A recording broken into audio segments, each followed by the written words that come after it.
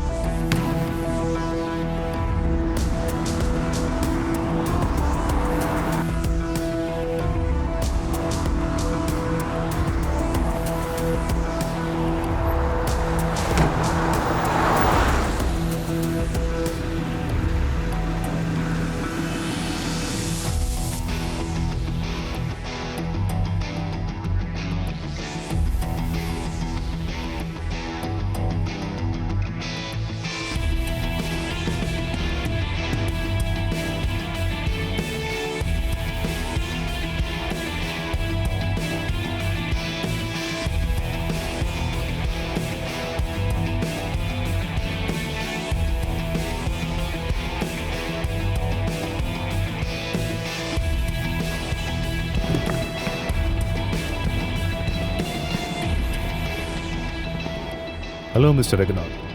I really appreciate your patience. ശരിക്കും പറഞ്ഞാൽ I never waited for anyone who is late more than 10 minutes in my life.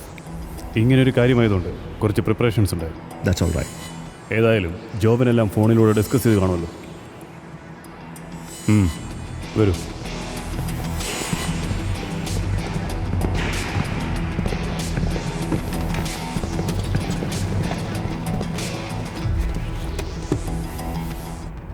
Down ടൗണോട് ചേർന്നുള്ള പ്രോപ്പർട്ടിയാണ്. $2 million.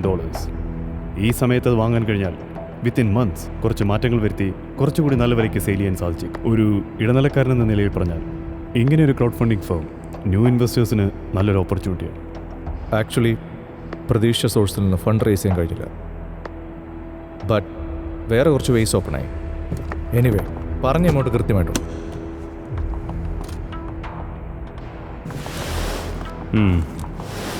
To be frank, ഇങ്ങനെയൊരു crowd funding firm, പിന്നെ ജെന്യൂനായിട്ടുള്ളൊരു agent, ഒട്ടും formalities ഇല്ലാത്തൊരു business, ഇതൊക്കെയാണ് ഈ ഫേമിലേക്ക് ഇൻവെസ്റ്റ്മെൻറ്റ് ചിന്തിക്കാൻ കാരണം.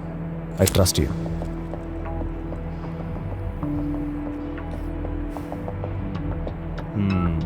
I know. Genuineness, trust, the quality of true people. ഇത് രണ്ടും ഇല്ലെങ്കിൽ പിന്നെ സ്വന്തം കാര്യം നോക്കുന്ന നല്ലത് അല്ലേ സാറാ? What do you mean? As a genuine realtor, ഈ ഡീൽ എൻ്റെ ടീമിൻ്റെ വിജയവും താങ്കൾക്കൊരു നഷ്ടവുമായിരിക്കും. Are you kidding? Joban, what's the next agenda of this meeting? Fight. What the talking about?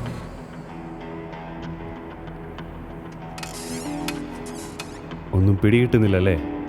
പറയാം. ഈ കളി നമ്മൾ തമ്മിലല്ല.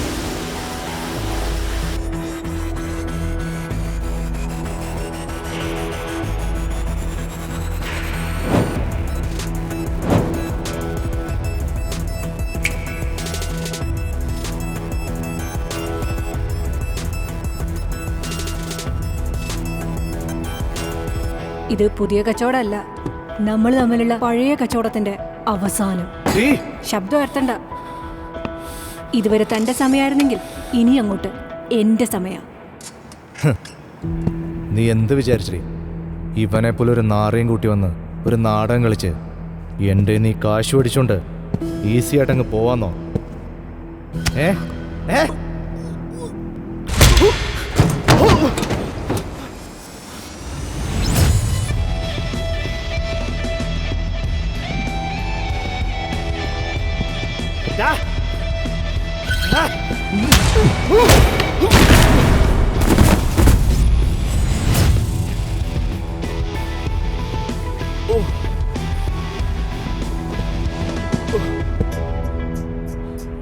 ഞാനൊന്നും അറിയാതെ ഇതിൽ ഇടപെട്ടെന്നാണോ നീ വിചാരിച്ചിരിക്കുന്നത്? കൃത്യവും വ്യക്തവുമായി മനസ്സിലാക്കി ഇടപാടിനിറങ്ങിയ ശീലം ഹായ്, കൗണ്ടർ മൂവിന്റെ മറ്റൊരു വീഡിയോയിലേക്ക് എല്ലാവർക്കും സ്വാഗതം. ഈ ദിവസങ്ങളിൽ സ്ത്രീകൾക്കെതിരെയുള്ള അക്രമങ്ങൾ വർദ്ധിച്ചു വരികയാണ്. സ്ത്രീധനത്തിന്റെ പേരിൽ, പ്രേമം നിരസിക്കുന്നതിന്റെ പേരിൽ ജോലി സ്ഥലങ്ങളിൽ. ഡിയർ സിസ്റ്റേഴ്സ്, ഇനി അങ്ങോട്ട് ഭയന്നും വിറങ്ങലിച്ചും ഒതുങ്ങിക്കൂടി നിൽക്കാനുള്ളതല്ല. മുന്നോട്ട് വരിക, പ്രതികരിക്കുക, ശബ്ദമുയർത്തുക. സെൽഫ് ഡിഫൻസിന്റെ കുറച്ച് വീഡിയോസുമായി ഇനിയുള്ള ദിവസങ്ങളിൽ നിങ്ങൾക്ക് എന്നെ പ്രതീക്ഷിക്കാം. അതുവരെ ദ കൗണ്ടർ മൂവ് എന്നും എപ്പോഴും സ്ത്രീകൾക്കും. നാടേതായാലും ഈ കഥ എല്ലായിടത്തും ഒരേപോലെയാണ്. യുവതിയുടെ വായിൽ ടോയ്ലറ്റ് ക്ലീനർ വെച്ച് കൊലപ്പെടുത്താൻ ശ്രമിച്ച സംഭവം മറ്റെങ്ങുമല്ല, ഇവിടെ നമ്മുടെ കാനഡയിലാണ് സംഭവിച്ചത്. ഇനിയും മിണ്ടാതിരുന്നുകൂടാ, പ്രതികരിച്ചേ മതിയാവും. ഹായ്, കൗണ്ടർ മൂവിന്റെ മറ്റൊരു വീഡിയോയിലേക്ക് എല്ലാവർക്കും സ്വാഗതം. ഇങ്ങനെ ഒരാൾ കത്തിയുമായി നിങ്ങളെ ആക്രമിക്കാൻ വന്നാൽ എങ്ങനെ ചെറുത്ത് നിൽക്കാം? സ്ത്രീകളോടാണ്. വീഡിയോ കണ്ടു.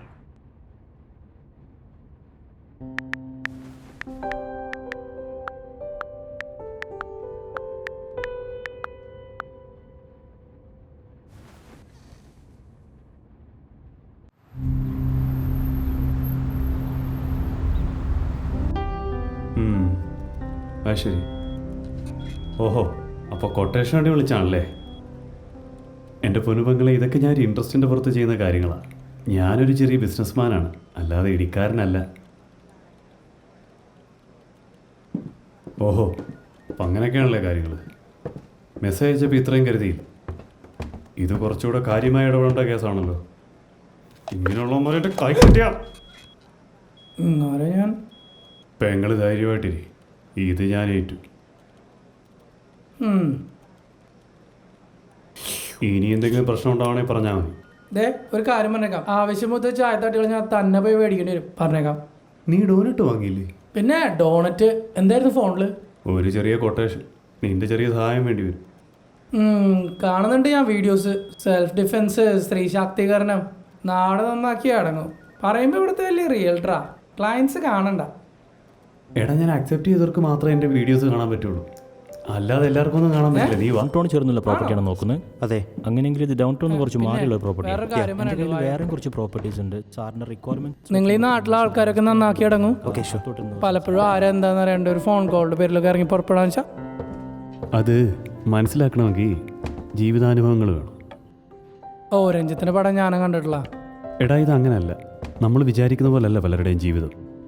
ഇത് കേട്ടിട്ടൊരു ജെനുവിൻ കേസാണെന്നാണ് തോന്നുന്നത്. നമ്മുടെ ക്രൗഡ് ഫണ്ടിങ് ഫേമിൻ്റെ അഡ്വർടൈസ്മെൻറ്റ്സ് വന്നു തുടങ്ങിയിട്ടുണ്ട്. കുറച്ച് എൻക്വയറീസും ഉണ്ട്. ഞാൻ കുറച്ച് മീറ്റിംഗ്സ് അറേഞ്ച് ചെയ്തിട്ടുണ്ട്. നീ ആൽപ്പയിലെ മാത്യൂസിനെ ഒന്ന് വിളിക്കേ, ആവശ്യമുണ്ട്. ഓക്കെ.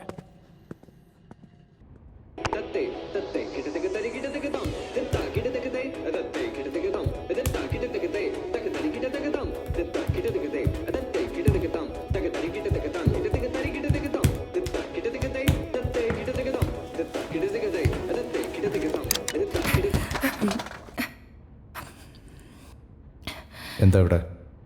ഞാൻ വെറുതെ പാട്ടൊക്കെ വെച്ചിട്ട്. ഓ ശരിയാ, ഒരു പണിയില്ലാതെ വെറുതെ ഇരിക്കല്ലേ, എന്തെങ്കിലും ഒരു എൻ്റർടൈൻമെൻറ്റ് വേണ്ടേ? അല്ലേ, നിൻ്റെ അപ്പനോട് ഞാൻ കുറച്ച് കാശ് ചോദിച്ചിരുന്നു. ചോദിക്കുമ്പോൾ തന്നതിൻ്റെ കണക്ക് അയാൾക്ക് പറയാനുള്ളത്. എൻ്റെ ഇപ്പോഴത്തെ നിലയും വില വെച്ച് നോക്കിയാൽ ഇങ്ങോട്ട് തരാനേ കാണൂ. സോ തന്തേമോളും അതിനൊരു തീരുമാനം ഉണ്ടാക്കുക, എന്നിട്ട് മതി ആട്ടവും കൂത്തുമൊക്കെ. അറിയിക്കുന്നേക്കാ കൂടുതൽ തന്നിട്ടുണ്ട്. നീ എനിക്ക് വിലയിടുന്നോ? നിന്റെ തൊലിവെളുപ്പും സൗന്ദര്യം കൊണ്ട് കൂടെ കിടക്കാനുള്ള കൊതി കൊണ്ടല്ല നിങ്ങളുടെ കെട്ടിയെടുത്ത്. നിന്റെ തന്തയുടെ സ്വത്ത് കണ്ടിട്ട് തന്നെയാ. കച്ചവടത്തിന് മേളിലല്ല എനിക്കൊന്നും. കൊല്ലാനും ഞാൻ മടിക്കില്ല. നിന്റെ തന്തയോട് പറഞ്ഞേക്ക്.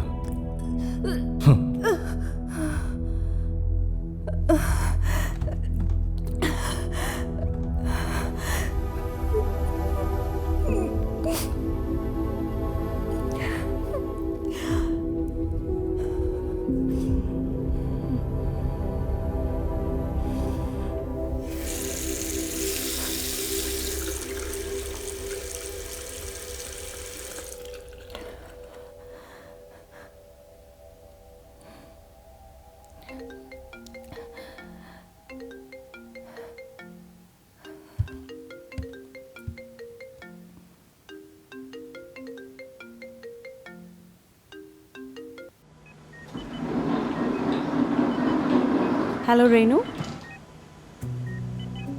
നിന്റെ ശബ്ദം എന്താ വല്ലാതിരിക്കുന്നേ? അവൻ പിന്നെ ഉപദ്രവിച്ചോ? എന്റെ അപ്പന്റെ മൊത്തം സ്വത്ത് കിട്ടാതെ അവൻ അടങ്ങുമെന്ന് തോന്നുന്നുണ്ടോ? ഇതിങ്ങനെ വിട്ടാ പറ്റില്ല. രേണു, ഞാൻ വണ്ടി കയറിയിട്ട് ടെക്സ്റ്റ് ചെയ്യാട്ടോ.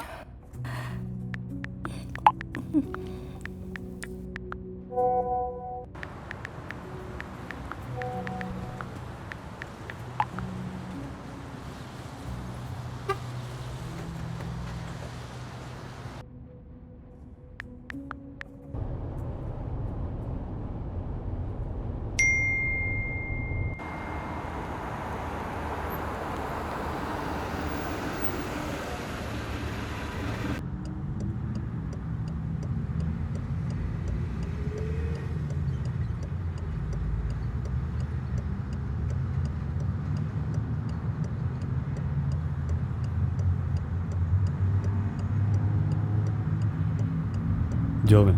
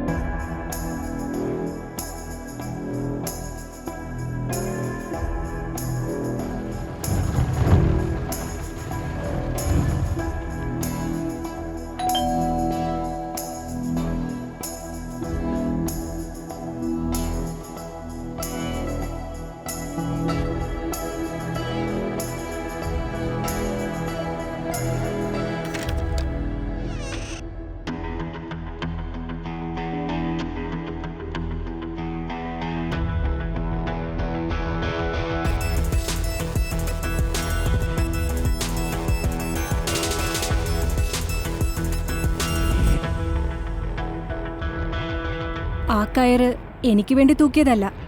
കാര്യങ്ങൾ ഇങ്ങനെയൊക്കെ ആയ സ്ഥിതിക്ക് അതെന്തായാലും ഉപകാരപ്പെടും. വീട്ടുകാർ ഒത്തിരി കഷ്ടപ്പെട്ടുണ്ടാക്കിയ പണമാണേ കെട്ടിച്ചു തന്നപ്പോൾ നോക്കുകൂലി പോലെ അങ്ങോട്ട് തന്നത്. പ്രതീക്ഷിച്ച ജീവിതവും കിട്ടിയില്ല. ഒന്നാലോചിച്ചപ്പോൾ ഇതുപോലെ ബന്ധങ്ങളെ കച്ചവടമായി കാണുന്ന നിന്നെപ്പോലൊരു പുറകെ കോടതിയും ബാങ്കും കയറി ഇറങ്ങേണ്ട കാര്യമുണ്ടെന്ന് തോന്നിയില്ല.